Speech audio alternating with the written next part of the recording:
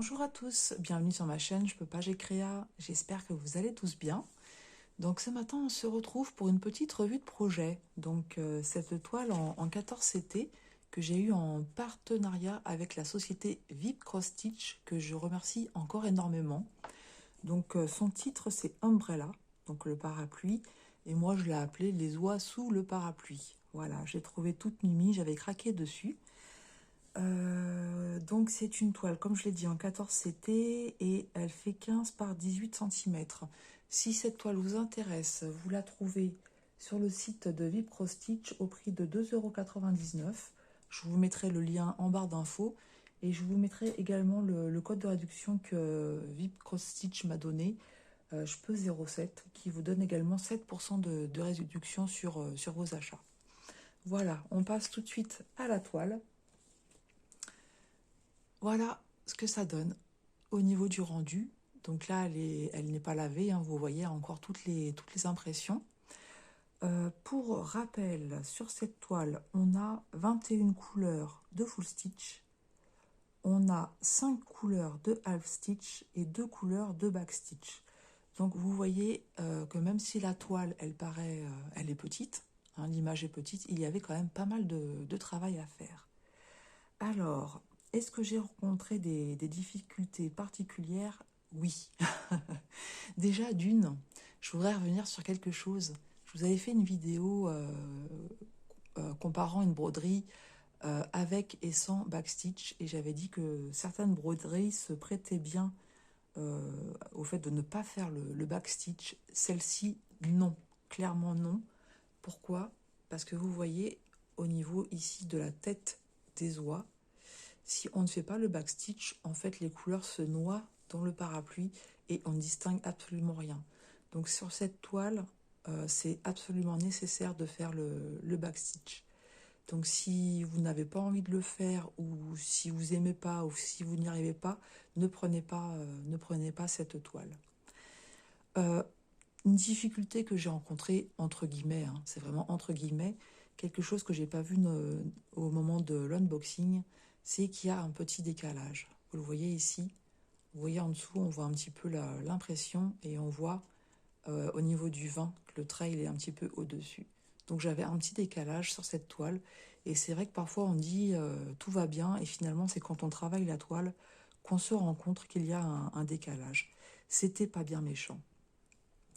Autre petite difficulté que j'ai rencontrée au niveau du parapluie, on y mélange du full stitch et du half stitch. Et en fait, c'était pas si simple que ça, parce que je vais essayer de vous trouver un exemple. Le A. J'essaye de vous trouver un exemple pour vous montrer pourquoi ça n'a pas été facile. Hop, donc c'était plutôt à ce niveau-là. C'est-à-dire que, en fait, les symboles qui représentaient le half stitch, vous avez vu, c'est en fait 2 petits carrés. Ça, c'était le half stitch. Et en fait, au niveau du parapluie, j'avais certains symboles avec les 2 petits carrés et certains symboles avec des carrés pleins. Et au niveau de l'impression, comme c'est assez petit, parfois j'avais du mal à distinguer si c'était du half stitch ou du full stitch. Et donc j'ai dû souvent me référer au patron pour être sûr de ne pas me tromper. Donc clairement, cette toile-là, je ne la conseille pas aux débutants. Voilà, je ne la conseille pas aux débutants. Mais voilà, sinon, elle a été vraiment très agréable à faire. Elle a été quand même assez rapide à faire parce que voilà, c'est un petit modèle. Mais il y a eu quand même ces petites choses sur lesquelles il fallait être attentif. Voilà. Sinon, au niveau du fil, je n'ai manqué de rien. Voilà, je vous remontre un petit peu le panel de couleurs qui a été très sympa à travailler. Hop, ça va dans ce sens-là. J'ai eu peur à un moment donné pour le backstitch. En fait, pour le backstitch, la couleur principale, c'était celle-ci. Et en fait, il me reste un fil. J'ai eu peur à un moment donné qu'il me manque quelque chose. Ah oui, et puis une autre dernière chose. Alors, sur le coup, j'avais pas fait attention. Quand vous voyez, regardez, au niveau du backstitch, on vous dit très blanc, très noir pour le backstitch. Et regardez, au niveau du patron, on a bien tous les traits noirs. Hein. La majorité du backstitch, les traits noirs. Et le trait blanc, il n'y en a pas en fait. Il est bleu. Donc ça, je vais le remonter à Vib Cross Stitch. Sur le coup, j'avais pas fait attention. Mais c'est vrai que quand j'ai voulu faire du coup le backstitch en blanc, au début je cherchais, je dis mais il est où celui-là? Je le voyais pas. Puis après, bon bah voilà, j'ai compris que c'était en fait le bleu. Voilà ce que je peux vous dire sur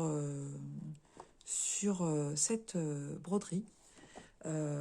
Ils en ont sorti encore toute une série sur le thème des oies. Je sais que je vais en prendre encore quelques-unes que j'aime beaucoup. Et je pense que certaines copines vont se laisser tenter parce qu'ils commencent à sortir une série un peu comme ça, mais avec des lapins. Et je sais que certaines aiment beaucoup les lapins. Donc je pense que dans les unboxings à venir, on va avoir des petites oies et des petits lapins. Voilà pour cette revue de projet. Écoutez, je ne vois pas d'autre chose à vous dire pour cette toile. Vous la verrez dans les produits terminés du mois de juin, lavés et repassés. Et puis maintenant, je vais pouvoir commencer une autre petite toile. Voilà. Je vous souhaite maintenant une excellente journée. Prenez bien soin de vous et je vous dis à très vite pour une nouvelle vidéo sur ma chaîne Je peux pas, j'ai créa.